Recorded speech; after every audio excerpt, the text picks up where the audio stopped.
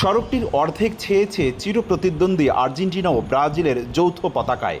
দুই চিরপ্রতিদ্বন্দ্বীকে এক ফ্রেমে বেঁধে সবার উপরে সগৌরবে জানান দিচ্ছে লাল সবুজের পতাকা। খেলার মাঠে তারা চিরশত্রু, এক পক্ষ গোল দিলে অন্য পক্ষের বুক কাঁপে। কিন্তু বরিশাল নগরীর কাঠপট্টির এই সড়কটির গল্পটা একদম যেন উল্টো। এখানে বৈরিতার দেয়াল ভেঙে একাকার হয়েছে ল্যাটিন আমেরিকার দুই ফুটবল পরাশক্তি। 16 জন ফুটবল প্রেমিক যুবক প্রায় 16,000 টাকা খরচ করে তৈরি করেছেন 200 ফুটের এই যৌথ পতাকা।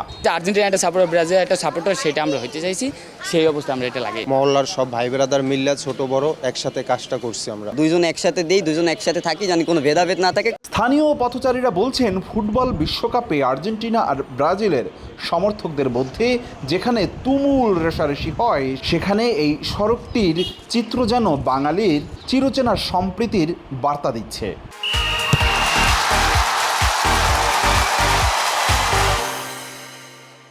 তর্ক বিতর্ক খেলা নিয়ে থাকি, কিন্তু আসলে এই এলাকা ভিত্তিক হিসাবে যে পতাকাটা লাগানো হয়েছে এটা খুব ভালো একটা দিক। একজন আরেকজনকে নানানভাবে বলি না কেন ব্রাজিল বা আর্জেন্টিনার বিপক্ষে, কিন্তু আমরা দিন শেষে সবাই বাংলাদেশের মানুষ।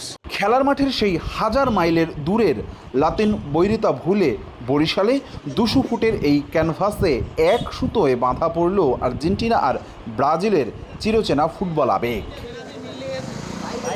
অপূর্ব অপু, সময় সংবাদ, বরিশাল।